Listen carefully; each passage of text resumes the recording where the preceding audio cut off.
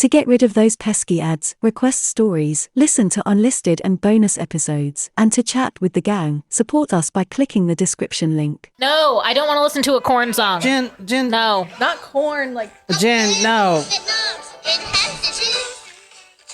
Jen, take it off. Sounds awful. All right. So we've got a couple of requests that are specific that I'm going to save both of them until next week. One of them is Lauren's request, and I'm not sure if I'm going to be able to find one of the ingredients. So I'm just going to say that out loud, Lauren. When you hear this, we may need a backup option. What's the ingredient? Vegemite. No fucking way, dude. I am not doing a Is Vegemite that from shot. Lauren? Yes. Dude, you can't even get that unless you're in Australia. Number I don't one. know. Yeah, I was going to say, I don't know if maybe number we two- can get it on Amazon, maybe? And number two, what the hell? That is the grossest shit ever. I've never like, tried why it. why are y'all so obsessed with this stuff? I It's don't know terrible. if that's going to be on my meal plan. I don't know if I can have that. You don't want it. It's gross. No, it'll be for my They put it on my cheat meal. everything. They put it on everything. Toast. I've never had it. It's So- like I it's wanna like try peanut it. butter for us. Like we put it, we could eat it out of the jar. But I mean, it Or was a Nutella. request. I mean, we did a pretty, have to do it pretty if it's a wild request. one from Brittany. Remember with the egg yolk in it? Yeah, but Vegemite. I mean, I guess you could buy it at somewhere. I would assume, like maybe Like we can find it on Amazon. I The haven't looked yet. foreign foods aisle at the grocery store, maybe. Maybe. I feel like I've never seen. Oh, you know what? Maybe it. World Market has it. And then I do have a specific request from Christy that's not a shot, but something else that she's going to request us to do instead, and it sounds very pleasant. So we will balance out the Vegemite with Christy's request.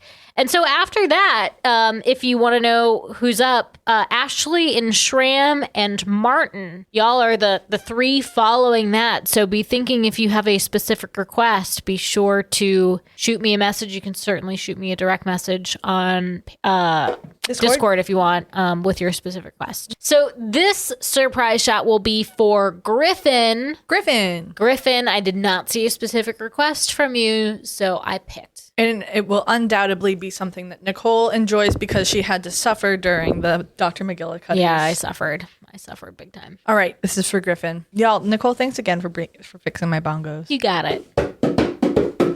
Surprise shots. Surprise shots. We don't know what they are because they're a surprise. Stupid. Okay, cheers. Cheers. Was that raspberry? That was raspberry vodka. All right, guys. This episode, I don't know, man. This is out there, yo. This is fucking nuts. Nicole knows kind of what this episode is. So I've been really into aliens and like UFOs and anal probes and all kinds of stuff lately. Especially the anal probes. Yeah, and oh my God. So I came across this story. This guy who is a conspiracy theorist and who had worked very high in the government killed himself. Like they all do. There's actually like 5 people in this story that have all killed themselves, Oh, am I just jumping right in? I feel like, You're just jumping right in. oh, sorry. Well, I mean, suicide, the fact that did they all know each other, the 5 people that died by suicide? Because that is a myth that if someone dies by suicide, that you will, or like that someone else is more likely to die by suicide. It's a risk factor, but it's not necessarily like certain. You know what I mean? All right, tonight we are talking about a crazy, crazy story. Nicole's been really wanting me to tell this story. I have. I mentioned it once. How many people out there watched the Johnny Llama episode? Okay, if you have... Was he looking for a raise of hands? Because I feel ashamed. No, You it's- were working. Sorry. I was working. I usually do try to tune in if I can. So don't worry if you haven't. I'm going to go over it again. That episode was just to prep myself for the story. For the probe? For the probe. Thank you, Natasha, for watching. I did find out some more stuff about it, and that is going to be important. But you don't have to watch it. I am going to go over it. This is going to be a hyperspeed episode, literally. A lot of that stuff I'm going to go over real quick because there's a lot. We're covering a lot of ground, or should I say a lot of underground in this episode. And I don't want to get bogged down in science and physics that I don't even know. And I'm going to try to explain it the best I can, but don't hold anything to me, because the only physics I know is from watching Rick and Morty, let's be honest. This is a crazy story. I want you guys to tell me the whole time if you think this guy committed suicide or if he was murdered because he was a whistleblower. Basically, do you think he was telling the truth or not? Some of the claims he has are otherworldly that we're going to be talking about. So keep an open mind, at least. I'm going to tell you this episode exactly how it is. I'm not going to tell you my opinions on aliens or whatever, but I am going to present the story as if, let's say, this guy's family member was to present the story. I'm going to present it like everything's true, okay? Everything is documented, but I'm going to present it as everything's true, and you make up your own mind. And you guys talk to me during it, because I want to know what you guys think. Anyway, let's get started on this. Tonight, we're going to January 17th, 1996. Ooh. And I'll put all these photos on talkmurder.com. Anyway, this is where we're going to tonight. This is in Oregon. This is where our Talkers Premier Chris lives, right? Yeah. Yep. And this is where Jeff Bezos lives, right? Doesn't he live in? No, he lives in Seattle. And that's where Starbucks is from, right? Mm-hmm. Seattle, Washington, not Oregon. Oh. No, I know that, but this is a very small town. It's not as small as Gilbert, South Carolina, but it's pretty small. Coffee Lake Wetlands. So this is Wilsonville, Oregon. And let me zoom in because I actually have the exact department we're going to. I like that pine tree. Don't look at that pine tree, Jen. I'm just kidding.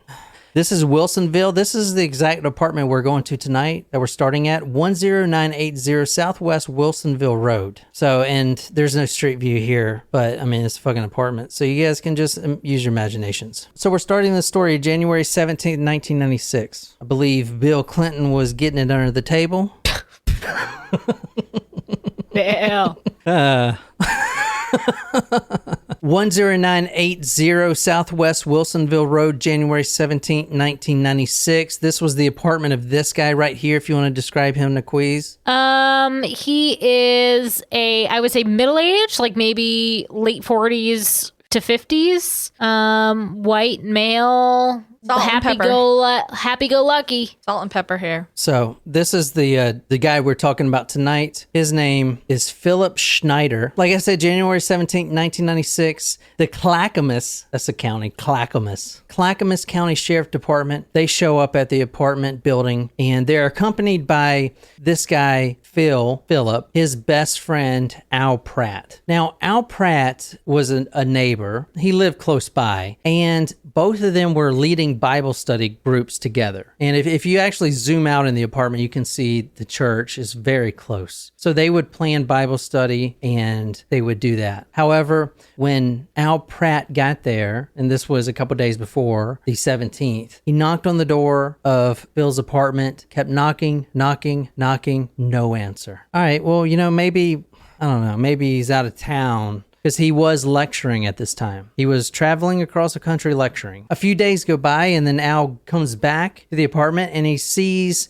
the car. Phil's car is still there. So he knocks on the door again and no response still. Now he's getting a little worried because this guy is not answering his phone. And even if he's lecturing somewhere, which he usually is, he still should be answering the phone. And I mean, because they got to plan his Bible study and everything else. Like, where is this guy? Anyway, at that point, the police are called and they do a welfare check. You don't need a search warrant or anything like that if it's an apartment and if you have a relative or friend. Usually what will happen in these cases that we've done is the police will say, you are more than welcome to try to get into the home through an open window or something like that. And that's how it would be. But for an apartment building, since you don't actually own that property, they can come in anytime to do a welfare check at least. So that's what happened here. And unfortunately, as soon as the officer entered the room, he knew that smell that we always talk about, that dead body, corpse smell. But unfortunately, this body was not recently deceased. It's been about 10 days since Phil Schneider met his demise. So that's like super stinky. Yes, Jen, that is super stinky. Yes. I feel like we're teaching kindergarten here.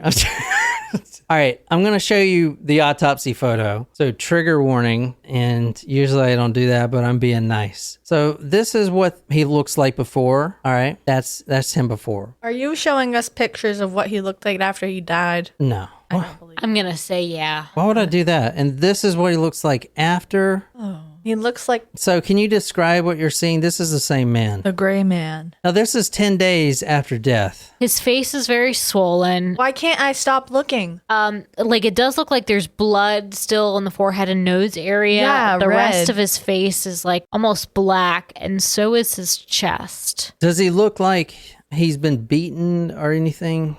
Possibly. I mean, the fact that like the Looks like the lip forehead area. and the nose area are still very bloody, versus other areas are like blackened and blue. I can't quite tell what happened here. Okay, I'll go ahead and take that off. I couldn't stop looking away. I know, Jen.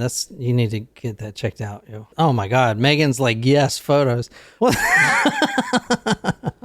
All right. Ashley says the back of his head. What about it? Oh, it was I think beaten? that's where the wound was, maybe. Well, what do you mean wound? I do see what you're talking about. I don't know what that is either. Or we'll talk about what that is, but Oh, it's like there's a growth or something there, or Maybe. a hole, or or like an alien implant. Oh, interesting. Now- Okay, I see it. looks like a letter G or the number 9. I see it. I see it. This episode brought to you by Sesame Street. I'm going to tell you what book we're reading here in a second. I did read a book for this, and it was a lot.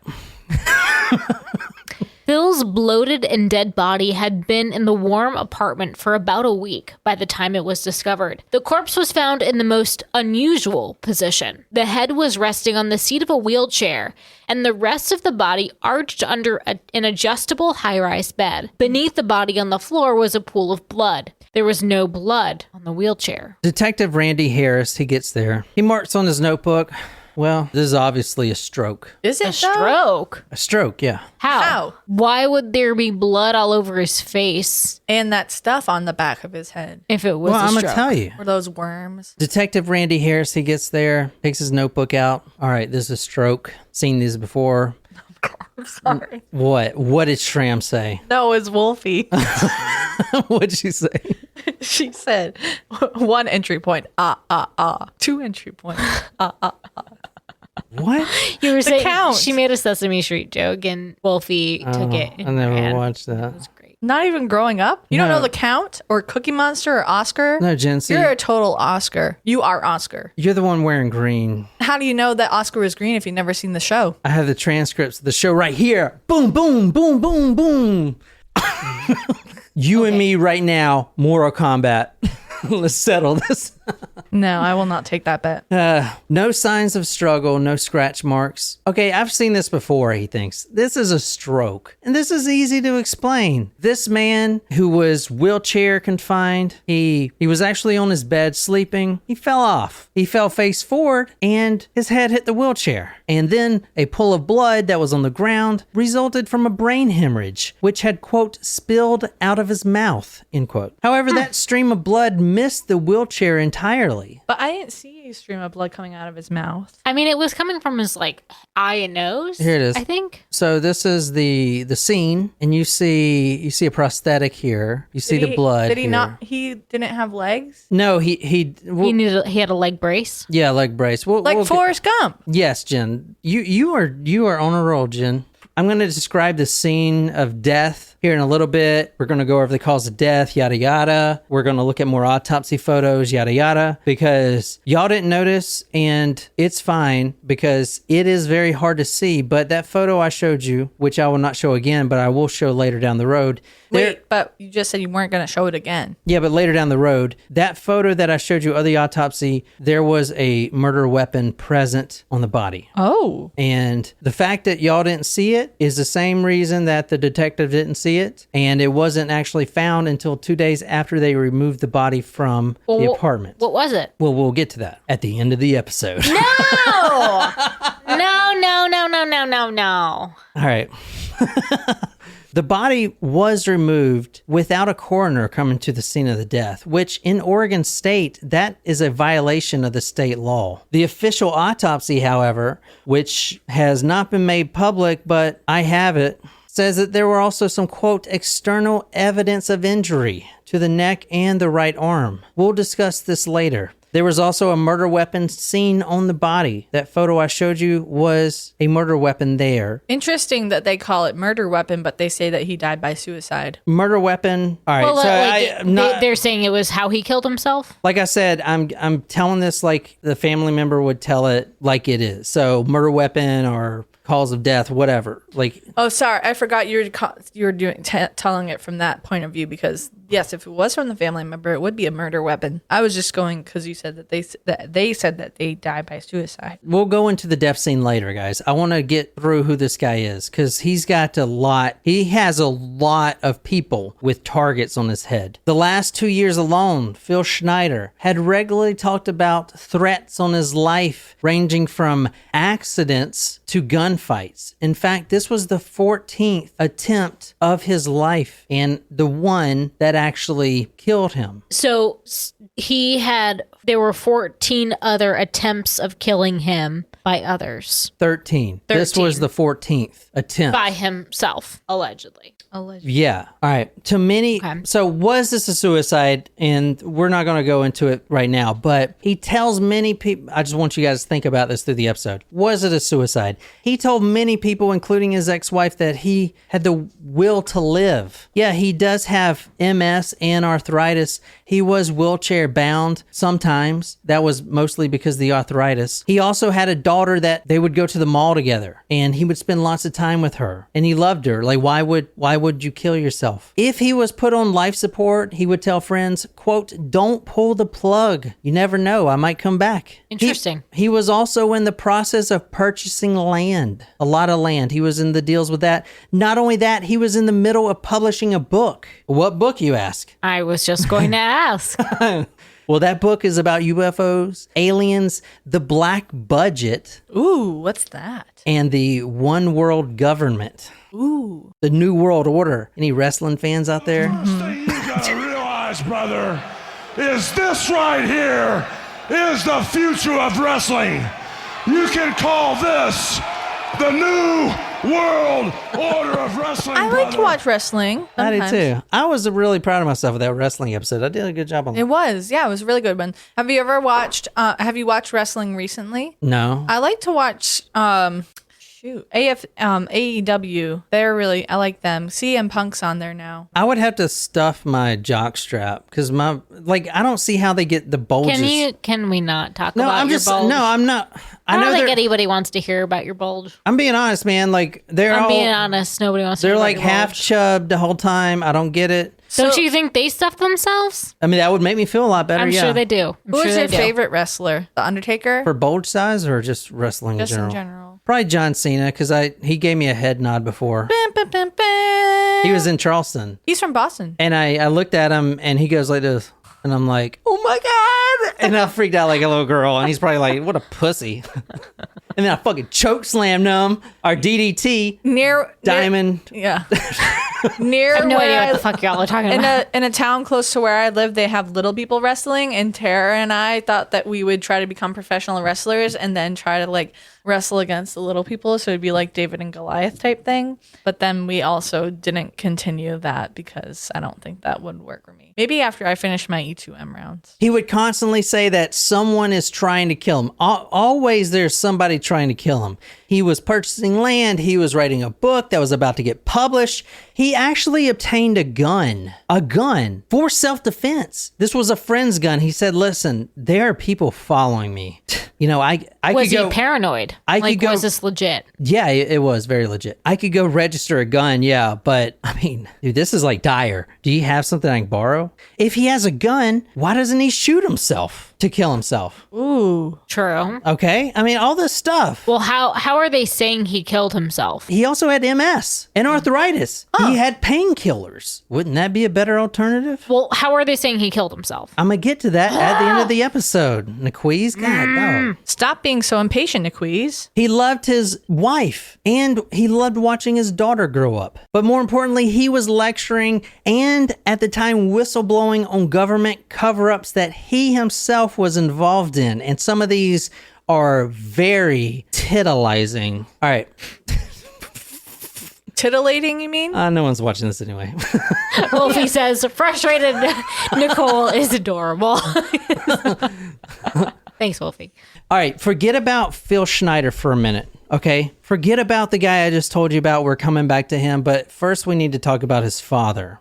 His father was a German U-boat captain. Ooh. That's weird, right? Because of why? Because Nazis. Yeah, okay. And why? What else? He involved in the government? Who? The guy that died? Okay, so I said, let's forget about Phil for a minute and let's discuss his father. His father. His father was a German U-boat captain. That's weird because you said it earlier. His name is Schneider. Oh, He's yeah. a Jew. Yeah. But He probably changed his name. Schneider isn't necessarily Jewish. well, But they were. just hold on. Now, this is where it gets kind of odd to begin with. The father is very important. He was a German U-boat captain. He was captured by the Allies, which not America at the time, but when America got into the war later on, we started this program, which you guys may have heard of, is a CIA program called Operation Paperclip. Does that ring a bell? No. This was basically an operation to capture Nazis. What's a big one we know? Rocket guy, German. Von Braun. There you go. Von Braun. Yeah, there you go. Von Braun. Werner von Braun. He was captured, Operation Paperclip. He was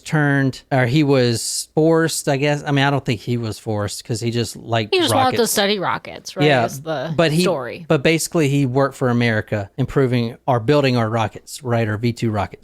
So basically, this was a, quote, witness protection program for Nazis. That's how a lot of the Nazis got over here in America to begin with. The father, Oscar Schneider, is this man right here. If you look at him, and like you said, Schneider doesn't have to be a Jewish name. He certainly does not look Jewish. He looks more German to me. I mean, you never know anymore what anyone is. All right, well, this is him right here. The reason we're talking about his father is very important about him. In World War II, the Allies were struggling. Germany was taken over. You guys know the story. Hitler was almost about to reach domination. He had beat the Allies, and by Allies, I mean mostly London, or England, and eventually United States. But he has surpassed us and the Allies in many facets, including aviation and especially submarines. In the 1940s, Oscar was captured as a German U-boat captain. Like I said, the father of the guy that was dead in the apartment was captured. He was a Nazi, captured, Operation Paperclip,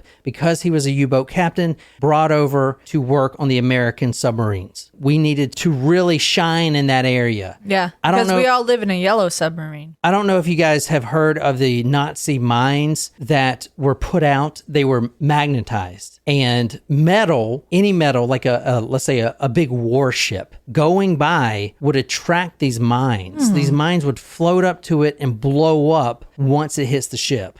You know what? This was a big thing, magnetation technology, and it was destroying us. Let's just, for this story, say everything I said was true, and there's no discrepancies. There is proof that Oscar Schneider, the father, did develop an air circulation system used in the nuclear submarines. There is also photos of him as a radiation monitor at the Bikini Atoll and other nuke sites. He also helped in the U.S. Navy Radiological Safety Regulation Program. He ended his career as Chief of Division of Biology and Medicine under the Secretary of Defense. Does it seem like he's climbing the ladder pretty high here? Yeah. Secretary of Defense? Yeah, I'd say. Not only that, but between 1943 and 1945, his resume states that he is the senior medical officer with an address at Fidelity Philadelphia Trust Company in Pennsylvania. In a nutshell, Phil's father was the senior medical officer in charge of what we're about to talk about, the Philadelphia experiment. Now, Jen, I'm going to need you to listen real close. I'm listening. Because this is kind of hard to explain, but it's very important. I'm listening. This is the reason the guy that I showed you, that terrible autopsy photo, the reason he's dead, this is one of the reasons. Because what do you think the guy was lecturing about? He was talking about his father in this deep undercover experiment that I'm about to talk about, among other things. But this is one of them. Okay. His father, Oscar Schneider, was aboard the USS Eldridge. This is a photo of him right there. The father. Yes. That is an official photo of Mr. Schneider's father. Mr. Schneider, and this is what we're talking about now. If you guys don't know what I'm talking about, don't worry. I'm going to explain everything. This is the USS Eldridge. Wow, that's a big boat. It is a warship that has been decommissioned and has been lost to time. Many people think that it was sold to Greece, but honestly, it is obscure where this thing ended up. So it's missing. The book that Nicole is reading tonight is this right here, The Philadelphia Experiment Murder. You see the title right there, Murder. Yeah. By Alexandra Bruce and edited by Peter Moon. This book was updated, the 2022 edition. It was first published 20 years ago. It was updated fully last month. Okay. Everything in here is new developments that we're going to be reading. I'm the first guy covering this. I'm Pickle Rick. I mean, why y'all listen to those other podcasts, man? Let's talk about the Philadelphia experiment. This is what he was lecturing on. And guys, ask a lot of questions if you can. Nicole knows a lot about this, and we'll try to answer this. The Philadelphia experiment is as follows. It was a top secret Navy defense radar invisibility proto-stealth project. The Navy actually denies it on their website. Their official website, which I have found at navy.mil, they have a whole article denying it. This is a whole article denying it right here. However, as I showed Nicole last week on Johnny Llama, the other podcast, and you guys got to just take my word for it, there's official documents. Is there not, Nicole? There are. Official documents saying that the Navy had a program called Project Rainbow, otherwise known as the Philadelphia Experiment. Interesting. I wonder what your brother-in-law would say about this. I know. I got to ask him. But the fact is that this experiment took place, okay? And the fact is that if the Navy, the official Navy, is going to write a whole page devoted to denying it, that looks pretty suspicious to me. What were the reasons that they offered in that article denying it? Can you summarize? They didn't deny it existed, but they said it was something other than what the other document said it was? Let me break this down to you. World War II, Hitler is dominating the planet. He is shooting down our warships and he is sinking our submarines. End of story. Right. We have to find a way to camouflage our machines so that he cannot see them and shoot them down, or see them in the water and torpedo them. This project is based, like I said, it's a radar invisibility proto-stealth project. They do admit that there was talks about how to camouflage these, but they don't admit the real reason behind this, because it goes more into just camouflaging a ship. Now think about it, camouflaging a ship. Camouflaging a 2,000-ton warship, that strikes some red flags to me. Like, how the fuck, like, you camouflage a fucking, completely make this invisible? Like, that just doesn't make sense. Well, if you're here in 2022, you can talk about things like green screen, but that doesn't really work in the real world. I mean, is there any type of technology that would bounce the radar signals off of the boat that would, like, instead of the radar picking up that there was an object there, something that would kind of interfere with those radar signals, like probably like the ship can put out? All right, just hold those questions, because the program I'm about to disclose was actually more advanced than that. This warship, the USS Eldridge, was not commissioned until September. However, this experiment goes on a few months before it was actually put into commission August 12th, which right there is very weird. Scientists involved in this experiment, and this is going to perk some people up hearing this, okay? The scientists involved in this experiment, everything I'm telling you is true right now, okay, guys? The scientists involved in this experiment, including John von Neumann, you guys heard that if you read a lot of science, mathematician, and Nikola Tesla. They actually used a lot of his theorems in this. He was the electricity guy, you know? Yep. And he had some secret projects and some very top secret budgeted projects from the United States government. We all know that. That's common knowledge. Right. So I'm going to tell you how the first test went, and then I'm going to answer questions about how it even happened. This ship, the USS Eldridge, which I'll show you one more time. All right, stay with me. This is going to get crazy real fucking quick. This ship, this big old warship, the USS Eldridge, right here, on August 12th, 1943, the first test was run to camouflage this ship. The goal of this machine that they were using, and I'll try to explain this later, but basically was to break into the geomagnetic grid around the Earth. The Earth has a magnetic grid around it. That is proven. That also produces what we call free energy around the Earth. And using that, if you can amplify that free energy so much, you could actually break down what they call the strong and nuclear force, which is the forces that hold atoms together. All of this is theoretically possible to do. Anyway, the first test, August 12th. Essentially, they generated an enormously powerful electromagnetic field, mostly in the range of radio waves around the ship. This intense field was powered by harnessing the vast amount of telluric free energy emanating out of Earth itself. The first test was at the Philadelphia Naval Yard, and here's what happened. August 12th, they run this machine, and for a few minutes, the U.S. Eldridge disappeared.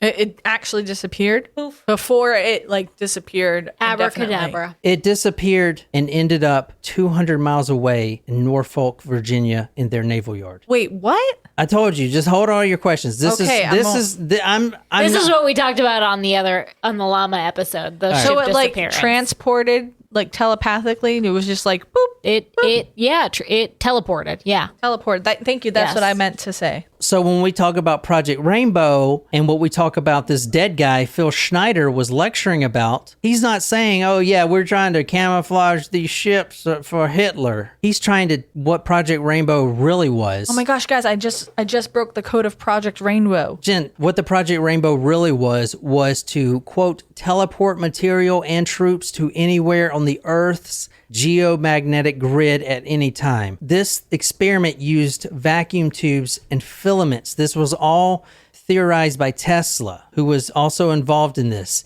These tubes and filaments were used for amplification of radio waves and other electromagnetic signals. In the Philadelphia experiment, they amplified the counter-rotating electromagnetic fields that were generated around the Eldridge to cloak it from radar, basically teleporting it to another location. It stayed in Norfolk, Virginia until the system was shut off. This teleportation was also witnessed by a USS Farseth, Farseth, another warship. Witnessed this ship appear and then disappear in thin air, and those crew members were debriefed, as what we'll talk about later. The first test came back. They looked at the ship. They looked at the crew members. They're sick. They're nauseous. Some of them were having mental problems instantly. Where did they go? There's this thing in physics where you can't have negative mass. You can't just take mass away. There's nothing can be created or destroyed. You can't just go into another dimension. You have to replace it with something.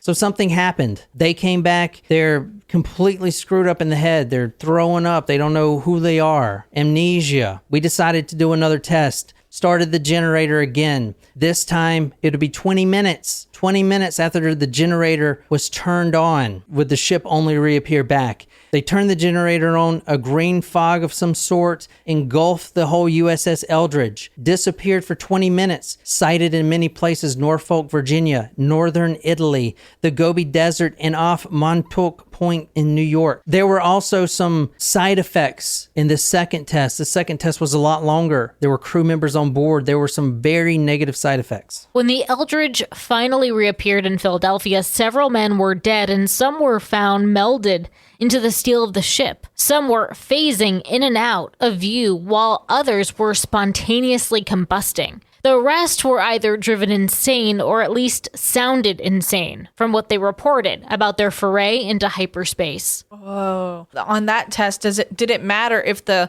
place they were transported to, you said desert, so I'm assuming not, but did it matter if it was on the water? They were transported to Norfolk, Virginia. But he just said to the naval yard there. He said that, but then the second test, he said it was spotted in multiple places. So did the places that the ship was transported transported to? Did it matter if it was in the water? Jen, I don't know. I wasn't a scientist. I could barely even get this shit out. Well, you said the desert, so I was just wondering. Quote, one of the most unfortunate mates fell from the deck to a position where he was trapped in the steelwork. Part of his body was inside and part outside of a splash cowling, just forward of a port side cabin sliding door. I was shown fresh paint on the inside and outside of this curved cowling where the mate had been impaled, half in and half out of the cabin. Now you have a bunch of dead Navy crew member on this. Half of them are fused to the bulkheads of the ship. This experiment has nothing to do with camouflage. It was a complete ruse. They were trying to teleport a ship and they were successful. They just could not control where it teleported to. But as long as the generator was on, they would teleport. All of this was confirmed from a retired Army intelligence officer, Colonel Philip J. Corso, who worked as the chairman directly under President Eisenhower and the NSA. Corso was also the founding member of the NSA itself. This is him right here. He was directly involved in this, so was Eisenhower. Corso exposed everything in his book. His book was so sensational that it hit the New York Times bestseller list. He was dead only weeks after. Wow. Carlos Allende was another crew member, and he wrote letters to a Morris Jessup about this. This Morris Jessup was a PhD in astrophysics. This guy that received the letter, the astrophysicist, was found dead in his car of carbon monoxide poisoning. He had killed himself. Carlos Allende died in a mental facility. Everyone thought he was crazy, but he was one of the ones that actually survived. He was the one telling people were phasing in and out. He died in a mental facility. Phil Schneider, the one that I showed you earlier, the story we're talking about, was currently exposing this experiment before his death. Oscar, his father, the one we talked about, was the chief medical officer in charge of autopsying the sailors' bodies. There are 4 letters where he wrote on official Navy head that talk about this. Have those letters been released? They have been released. Well, not by the Navy, by Phil Schneider, who found them in his father's records. Now, I'm going to bring it up a notch, a big fucking notch, from where I know that's crazy, Jim. Just listen. Phil Schneider not only claimed that the Philadelphia experiment was real, but it wasn't just for teleportation. There was another mission behind it, a more secretive mission. This was to create what was called flaps in the universe, which will allow extraterrestrial beings to enter into our dimension. Right after this event, what do you have? After this Eldridge event, what do you have? You have mass UFO sightings.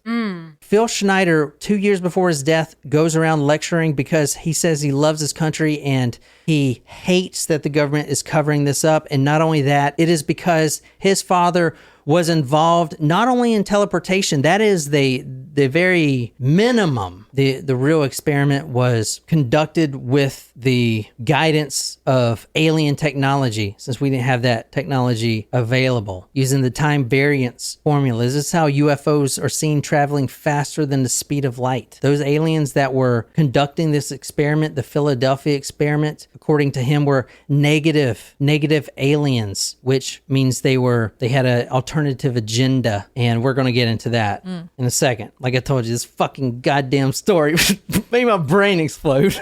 I'm way into this story. This is cool. This is him right here lecturing. You see, that's the photo of his dad right there. Oh, the one you just showed us. Yeah. He goes around for 2 years and starts uncovering all this stuff. Because it wasn't just his dad. Not only was he himself a very, very high up, talking about higher than the president clearance level into the secret undercover stuff. You can be higher than the president? Oh, yeah, a lot higher. I didn't know that. According to the story. But his brother was also a Navy test pilot at Area 51. Oh. His brother also was in a town over when Phil committed suicide. So we'll get to his brother in a second. This episode is going to be about what he's uncovering his lecture times, okay? So I'm giving you motive of why someone would kill him. Right. So the Philadelphia experiment is done, ship vanishes, yada, yada, yada, but it was really to contact aliens and bring them into our dimension. Whatever, we're going to get to that. The next thing he was uncovering is something he had direct involvement in, which is called DUMBs, D-U-M-B-S, DUMBs, deep underground military bases. Fucking love that, yo. The best shit ever, Down right? in the dumps. The best shit ever. The best acronym ever. I wonder if my dad knows anything about aliens. No. I mean, I'm not downplaying your dad, but anyone that was in Vietnam, no. I mean, these guys are like scientists and yada, yada, yada, you know? I'm not downplaying your dad, but we had that whole conflict of Vietnam. You know what I'm saying? It's just like me. Like, you know, I was special operations, but do I know about aliens? No, I was just fucking gun for hire, basically. You know what I'm saying? Yeah. I mean... And You have to your be like dad was a pilot, which Yeah. is very notable, but I mean, I don't know, maybe. Fuck, I don't know. I'll ask him. He probably doesn't know anything about aliens. I was just thinking because he was military, but I guess just because you're military doesn't mean that you know about aliens. I didn't mean to. I know what you Yeah. meant. No, I know what you meant. He wasn't. He could have. I mean, and I'm not just saying this. He could have gone up higher in the ranks, but my grandfather got sick and was honorably discharged to go take care of my grandfather before he died. But he was on his way to becoming a major. All right, look at this photo. Anything you see that strikes you as weird? It's almost like an Andy Warhol type. Those prints of him. What is this right here? How many fingers does he got? There were 2, 3. Does he have arthritis? And he's... It's like, but his fingers look so long there. Well, the other 2 fingers are not there. He lost his fingers. Yeah, we're going to get to that. Or are they bent? No, they're not there. I'll tell you. Is D on here? Oh. D, what the fuck, man? I'm doing this story for you, dog. Shit. Yeah, 10 pounds of coffee came in yesterday from The Pignon the Pignon Coffee, yes. Yeah, I was hoping D would be here because we're talking about another thing that he uncovered here. The famous Dulce, New Mexico firefight. Oh. Let me tell you in a nutshell, Phil Schneider's job. Phil Schneider had a security clearance of level 3 Rhyolite 38, above top secret. It goes to level 5, but he's level 3. Rhyolite is, what does rhyolite sound to you like? It sounds like a rock. Okay, I was going to say like I was going to say a Gatorade. chemical. Gatorade. Electrolytes.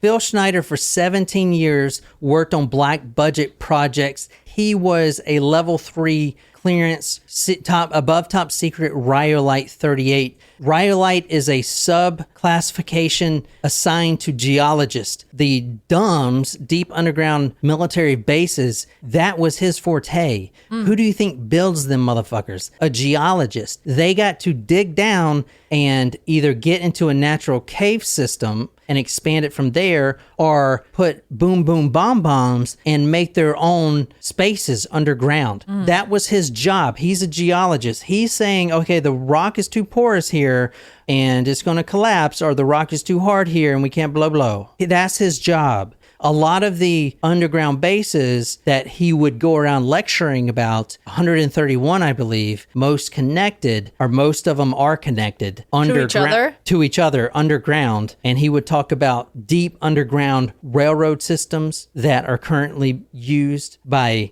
extremely top secret, above the president type of people to travel back and forth type of things. He's the guy that built those bases. Area 51, he built, not built, but he worked on that. Let me show you the bases that he would build. This is kind of a child's looking drawing, but this is kind of what he would do. Here's the thing right here. This is base Dulce. So security, communications, human staff housing, offices, mind experimentation, extraterrestrial housing, generic experimentation, nightmare hall, cold storage vats, unexplored cave systems. He's the one building all these. He basically drills down and sees if there's a level of a cave, a big gap that he can exploit to build a base, or if he has to go in there and manually do it, blow up the bases and stuff. Apparently there are 131 of these bases, and we know what? One? Area 51? Is it like the only way one we know? There's a base under Dulce, New Mexico, and there's lots of UFO sightings there. There's bases in Seattle. There's supposedly 2 bases in every state. There's bases here. There's a base probably in Charleston. Wherever you're at, there's a deep underground base that you will never know of. Confirmed by whoever built it. You'll never know of it. This is a black budget project. What does black budget mean? It means it's your tax dollars, but it's not on public record. All those trillions we owe, that's just a fucking facade. That money, majority majority of it is going to these above top secret, even the president doesn't know about facilities. And you see here, extraterrestrial housing, what he calls the, quote, guest of the government. That's what they refer to him as, guest. I want to know what a nightmare hall is. I don't think you do.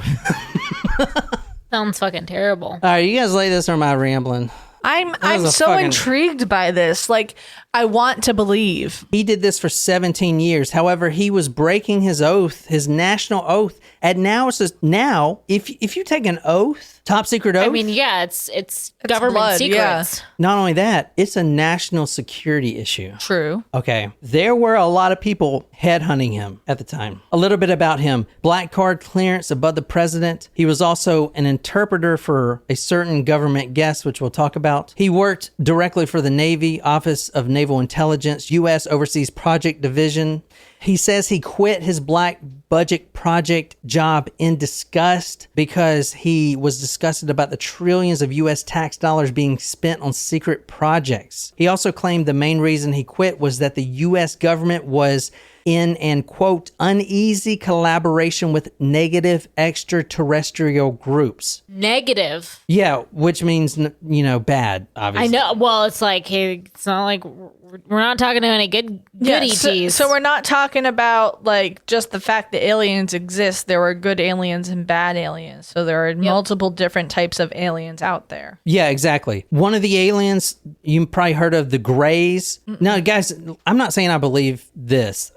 Don't think I'm some kind of crazy nut. All right, I don't want people to think that. I'm presenting the story as it is in the book. End of story. Okay, and I'm saying, Yeah, I mean, gotcha. obviously it's true, but anyway, he was exposing the famous Dulce War as well. I showed you the picture of him with half his fingers cut off. How did that happen? Schneider claimed to be one of 3 human survivors of a clash between 60 government employees and gray aliens in a legendary skirmish, long known to conspiracy buffs as the Dulce War, which supposedly took place in an underground base in New Mexico in 1979. 1979, he lost his fingers because there was a war between the top secret security, whoever, and the Greys that we were housing, the government guest, that they were using cobalt radiation guns, and he was actually shot by a 7-foot-tall, big-nosed Grey. It says the following, quote from the book, Phil had a gun which he legally wasn't supposed to carry, but he grabbed it and shot the alien dead. The alien had been reaching for his weapon. Phil said that they just die like any human would, only this wasn't human. He said, one time it was a reptilian and another time it was a tall Gray. 64 humans were involved in that fight. Only 4 survived. He was one of the 4. He was carried out with radiation burns. He lost his fingers. Severe burns. His, quote, guts were out on the cot. Ribs cut, chest open. And that was one of the things he was talking about. He said he was an official interpreter I'm dying to know who the other 3 survivors were. We may not know. I can do their stories. Were they all killed? Well, they all committed suicide. Seriously? We can make this a weekly. Interesting. We can make this a mini series. It's like everyone just commit suicide. Wait, did they commit suicide before this gentleman committed suicide?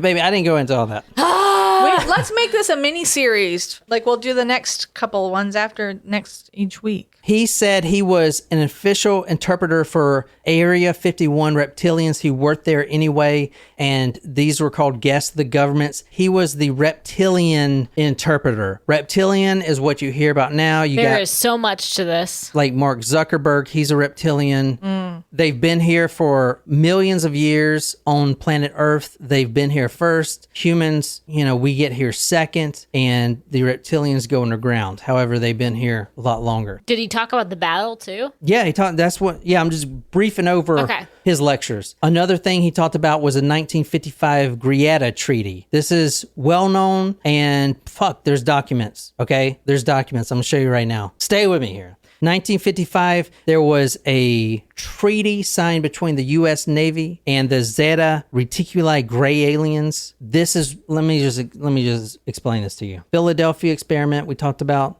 That was them saying, here's a little bit of crack. I know you'll be back. You The like first this? one's free. You like this alien technology? Yeah, okay. I know you'll come back. 1955 gets here. We do like the technology, and we like it so much that we want more of it. Okay, well, what are you going to do for us? These Zeta Reticuli gray aliens are saying. This treaty of 1955 basically says the following. They will give us alien tech for the right to, quote, abduct, study, and collect genetic samples from selected humans. Alien abductions, anyone? Did that not start happening right after this? Think it did. People talk about getting abducted all the time. It's the same story. Same old shit. Not like they watched the movie and was like, that happened to me. They all have similar experiences. So the treaty was, yes, select humans you can study, get genetic samples from, as long as you obviously don't freaking kill them. You can shove something in their boot hole. Some of us will even like that. If I get abducted and I don't get anal probed, I'm going to be pretty mad about it. All right.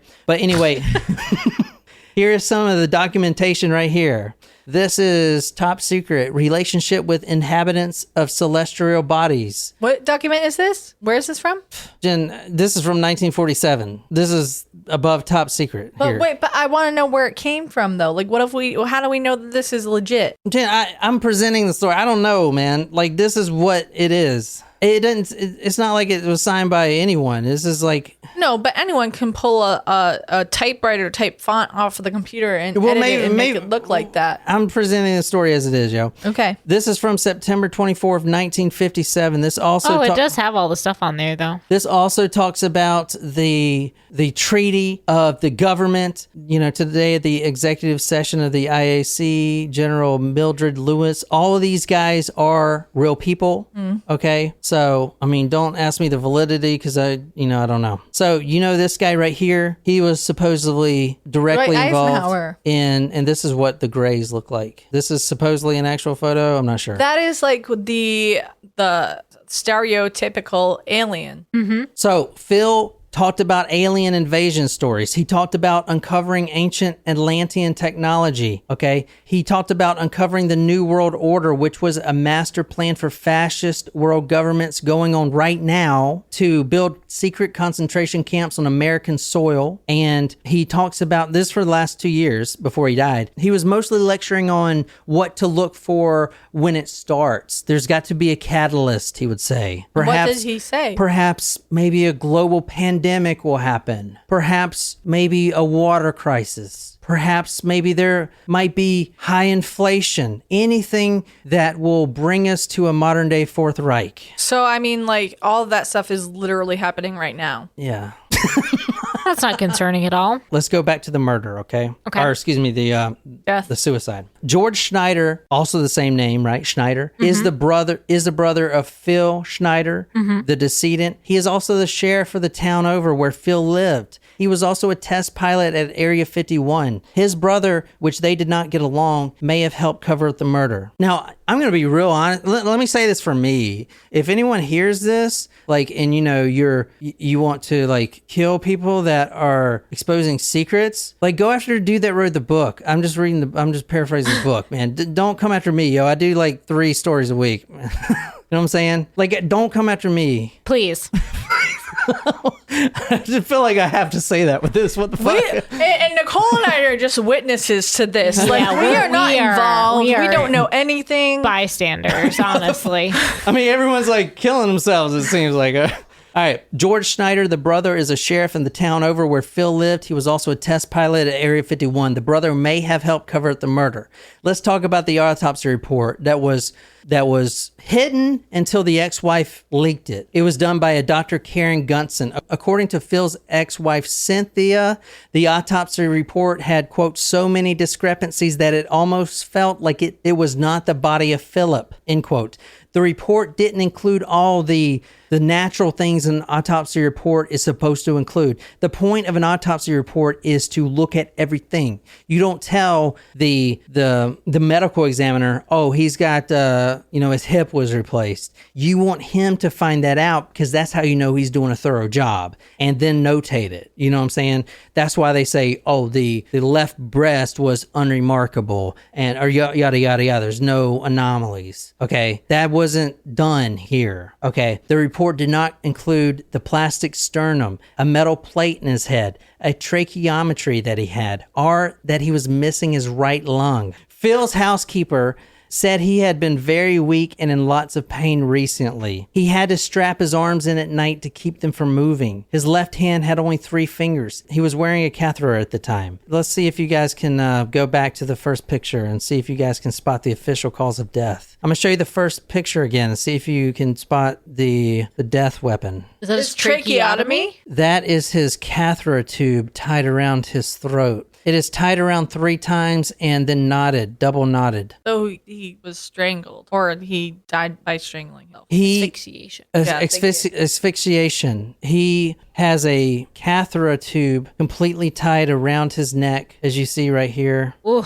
They didn't see that. See, it's under the fold here. Yeah. Detective didn't notice that. He said he died of a stroke. It was only. How can you not see that? I don't know. Maybe the sheriff in the next town is orchestrating the whole cover up. Or maybe the sheriff is an alien. Let me ask you something. How hard would it be to take your own catheter tube, tie it around, loop it around 3 times your own neck when you only have 3 fingers on your left hand, and then double knot it and then kill yourself like that? How hard would that be? Pretty fucking hard. Yeah, that'd be pretty hard. Yeah. I feel like if you were going to die of asphyxiation, you would you would hang yourself as opposed to putting a catheter tube around you. So a rubber tube was wrapped around 3 times of his neck and double knotted. The refrigeration reduced the swelling, and then after the body reduced in swelling, that's when the tubing was actually found. It was only found 2 days later after the mortician examined the body. The murder or suicide happened on the 10th, so 7 days prior, around 10 p.m. He was at the 76, which is his favorite diner, which was 22 miles from his home, and apparently he met someone there, and that's the last anyone's seen of him. They seen him at that cafe. He met a man. This man was wearing a suit, and that's the last anyone has seen him alive. And that is that's the story. Wow. It would be. So he definitely didn't die of a stroke. I mean, that we can say that for certain that was incorrect on the autopsy report. There's several things wrong with the autopsy report and the finding. Number one, there was blood on the floor, but he hit his head on the wheelchair, and his head was laying on the wheelchair, but there's no blood on the wheelchair. I guess I'm just confused. There's like blood on his lip, and like his nose is red, but he's all like gray. Well, and they I'm said just that was wondering from the aneurysm, from the nose and the lip, from the stroke. That's what they said. But I just like if you have something tied around your neck, I just don't see how that Exactly. Yeah, it's just weird. I don't know. It's strange for sure. That's why you don't go trying to expose secrets of the government. Yeah, and like I said, I'm just trying to make money, yo. I mean, You're just covering a story that someone else told. I'm just trying to make money, man. All right, shit. I don't want to have to go back to Uncle Sam. All right, goddamn. All right, I don't know if I showed you this photo. This is probably a better one here. This is, you see the catheter right there. You see how bruised he is right there. Now, there were also other things that was noted also. This is part of the autopsy report, which was never released, by the way. It says, the left end of the rubber tubing is wrapped once around the right end and tucked beneath the loop. The half knot holds the rubber tubing extremely tight. It would be really hard to wrap. I mean, think about it. You gotta like take this tubing, which was your catheter, and take it and wrap it around 3 times. 3 times. Now you're confined to a wheelchair. You have intense arthritis, and you're missing 3 fingers. There was also other abrasions. His right upper arm. There were bruises all over his body. Like defense bruises? It just said bruises. The thinking is that he was beat. He was tortured before he was killed. From from how I'm presenting the story. But I don't know. What do you guys think? Anything? I mean, I guess that wasn't too bad. That was good. Yeah. Super interesting. I don't know. I mean, dude, it's a lot. The Philadelphia experiment. I don't know if I It was believe very, very interesting. the aliens. I mean, we know the guy was a geologist, and we know, I mean, I can promise you that there's underground bases everywhere. I mean, where the fuck are we hiding the nukes? Like, there's not a nuke center. Oh, those are in underground. Places. Yeah. So who the type fuck things, is yeah. building them damn things? Someone like a geologist, right? Like Phil Schneider, whose father was who worked under Eisenhower. Okay, you gotta know someone. His brother's a test pilot at Area 51. So, you know, I mean, someone's building these damn bases. We have a shit ton of nukes. I don't know. We probably have thousands of them motherfuckers. Yeah, you we don't do. see them on the side of the damn road. They're underground somewhere. Those bases exist. End of story. We know that for fucking certain, man. Yeah. And those bases are not where you think they are. They're probably in some goddamn cornfield in Gilbert, South Carolina. Yeah. You know, under that horse or under that cow dung that you get that mushroom out and you pull the cow dung up and it's a secret layer with fucking... Perhaps. So, Perhaps. but we know that. I mean, we know he was going around. The government doesn't like people exposing their secrets, even if they were out there. The whole treaty thing with an aliens, I don't fucking know anymore, man. I mean, I don't know, man. I don't know. I mean, dude, just because I've been doing the Johnny Llama, like, dude, we're finding like huge footprints and like half the Sumerian architecture, you remember, is like of lizard people. Like, what the fuck? You remember that? Mm-hmm. Like, this is like from tens and thousands of years ago. They're building, like, if I was to make a person or a figurine, I'd make it look like, you know, you or me. I wouldn't make it look like a lizard and then everyone else in my society also make it look like a lizard and have some with bubbles on their head that really look like astronaut helmets. Like, that's just weird. Why would I do that? Why would I expend all my energy to sculpt this? You know, I don't know, dude. I don't know. That's the story, man. I hope you guys liked it. I don't know if he killed himself or if he got offed, but I will tell you, everyone else that I mentioned this story got decided to kill themselves too. So Let's do a mini series. jeez, no, I'm done with that. I'm not touching this shit. I hope you guys like that. Talk Murder Me. We release episodes Monday, Wednesdays, and Fridays. If you like this, check out Among the Dirt and Trees, our sister podcast. Brienne, our friend in Colorado, is doing a wonderful job in that podcast, and we love it. And be sure to check out the live streams on YouTube of us doing this. We're here every Saturday at 1 p.m. Also, Nicole and I do True Crime Headlines. That's Monday, Wednesdays, and Fridays at 6 p.m. Eastern Standard Time on the Talk Murder YouTube channel, which you can find on talkmurder.com or anywhere else. So I hope you guys enjoyed it. And until next time, good night, you lovely, lovely people.